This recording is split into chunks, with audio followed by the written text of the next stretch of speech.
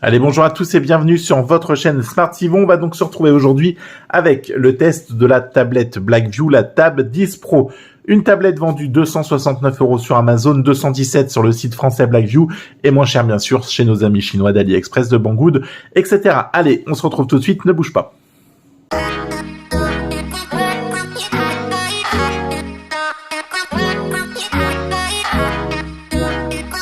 Allez, on est donc sur la chaîne Smart TV. Entre-temps, j'ai ouvert la boîte. Je te montre ce qu'il y a dedans pour cette tablette 10 Pro de chez Blackview.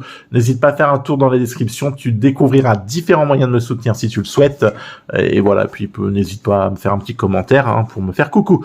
Donc, dans la boîte, tu as aussi de fourni la cover, tout simplement. Donc, pour venir protéger la tablette, une cover en silicone plutôt bien faite. On va pas revenir là-dessus. On va pas venir lui casser du sucre sur le dos. C'est plutôt pas mal. Un chargeur en 30 watts, les écouteurs avec une sortie en type C, car il n'y a pas de prise de jack sur la tablette.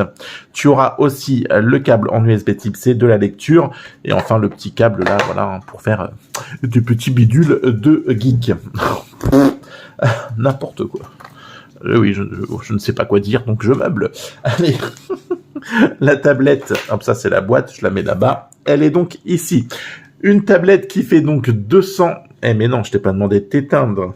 Voilà. Une tablette qui fait donc 243 mm de longueur. Là, je suis les mouvements. Tu as ici un chargeur car tu pourras mettre, une connectique, car ici tu pourras venir mettre un clavier tout simplement. Donc hop là, c'est pour ce clip, tu auras les deux sorties haut-parleurs, c'est du stéréo, donc ça c'est plutôt pas mal. Sur le côté, tu as le volume plus moins et le bouton power. Au-dessus, tu auras le petit, hop là, micro. Et enfin, juste ici, la connectique en USB type C. Et enfin, le tiroir SIM qui te permettra de mettre deux cartes SIM ou alors une carte SIM et enfin une SD, parce que tu pourras étendre la mémoire de cette tablette qui est donc en 8/128. Tu pourras venir l'étendre jusqu'en 1 taux. Donc ça, quand même, ça te laissera de la marge. Cette tablette, hop là, cette tablette tourne sous Android 11, donc je pense pas qu'il y aura une mise à jour de Android 12 faite par Blackview. Est-ce que c'est plus mal? Je ne sais pas, faut peut-être mieux pas non plus qu'ils aillent en terrain hostile, faut mieux qu'ils restent sur ce qu'ils maîtrisent et on va pas leur demander d'aller non plus s'inventer des choses à nos amis de chez Blackview. Le processeur, c'est un petit Mediatek en MTV 8788V, 90 000 points tout, à peine 100 000, si on veut pousser un peu, c'est clairement pas oufissime, mais par contre, ça te permet quand même de jouer à PUBG dans des conditions plutôt bonnes, avec des graphismes plutôt sympas, pas de lag, et ça, franchement, j'ai été assez surpris. Donc peut-être que, même si c'est pas un processeur qui est ouf, ça te permettra quand même de faire tourner des jeux, et ça, c'est plutôt... J'étais plutôt bluffé. Donc si PUBG tourne, j'ai envie de te dire que Candy Crush devrait tourner facilement sans grand souci là-dessus. Donc j'étais surpris. Il est compatible Wi-Fi, la tablette, bien sûr, pas mon zizi, en 2,4 ou 5 GHz. Donc ça aussi, c'est quand même, voilà, tu ne choisis pas, c'est les deux. Voilà, tu peux prendre les deux. Que demande le peuple? En plus, il est certifié, toujours la tablette, pas mon zizi, Widevine L1, donc Netflix,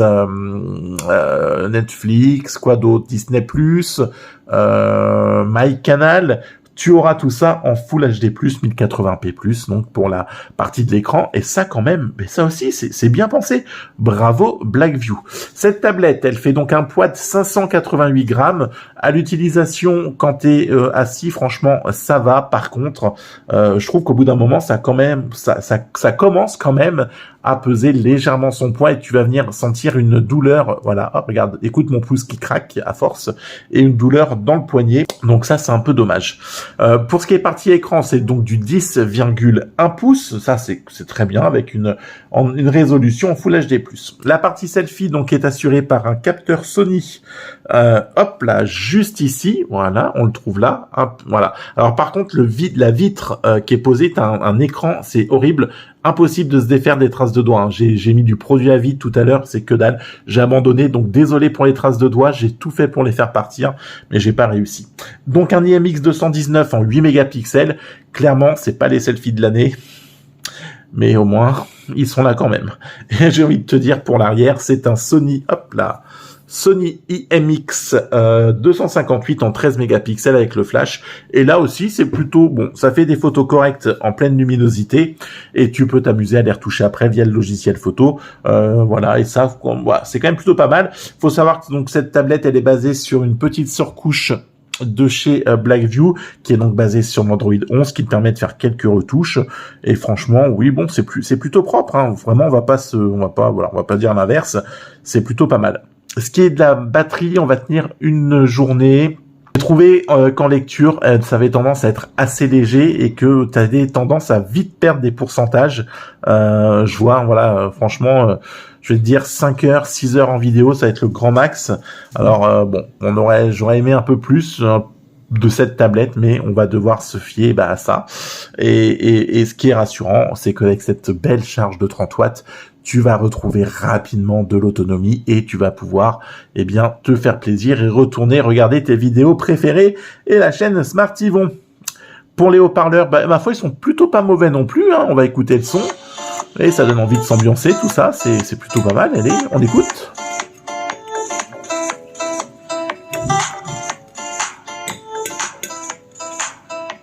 Voilà, ma foi, hein, c'est quand même pas mal. Donc franchement, c'est une tablette qui est agréable, qui est plutôt fluide, qui pèse un petit peu, mais qui reste néanmoins quand même plutôt sympa. Après, le tarif est clairement trop élevé. Il n'y a pas non plus une grosse nouveauté dessus qui ferait qu'on pourrait se mettre à se dire waouh, c'est celle-là qu'il me faut. C'est une tablette, j'ai envie de te dire, lambda, basique, qui n'a rien voilà, il n'y a pas grand-chose à dire dessus. C'est une tablette qui fait son taf, mais une tablette qui est légèrement trop chère pour moi. Après, t'as un assistant, voilà, t'as quand même des trucs qu'ils ont rajouté. T'as une chambre froide pour mettre des applis dedans. Ça permet comme ça de les geler entre guillemets. Elle t'embête plus. Alors, tu me diras, autant les désinstaller. Après, on a aussi cette prise d'écran. On a les grosses bordures noires. Ils auraient pu travailler un peu plus l'effet borderlace. Voilà, bon, tout ça, c'est des petits points regrettables qu'on peut ou pas laisser passer au tarif demandé. Ça, c'est vous qui déciderez. Après, sincèrement, elle fait le taf. J'ai plutôt été agréablement surpris. Mais est-ce que je vais la conserver pour le tarif? Pour moi, la réponse, elle est non. Parce que tu vas trouver mieux, ou en tout cas équivalent à moins cher, c'est une certitude. Après, quand tu passes par Amazon, tu conserves la garantie, etc. Et ça a un prix que si tu commandes évidemment sur AliExpress, c'est moins cher, mais c'est un peu plus galère en cas de difficulté. En attendant, cette tablette est plutôt sympa, sans être révolutionnaire, c'est ce qu'on en retiendra, et si tu l'achètes via les sites français, elle est clairement trop chère. Allez, on se retrouve très vite avec un prochain test, d'ici là, prenez soin de vous, ciao, bye bye.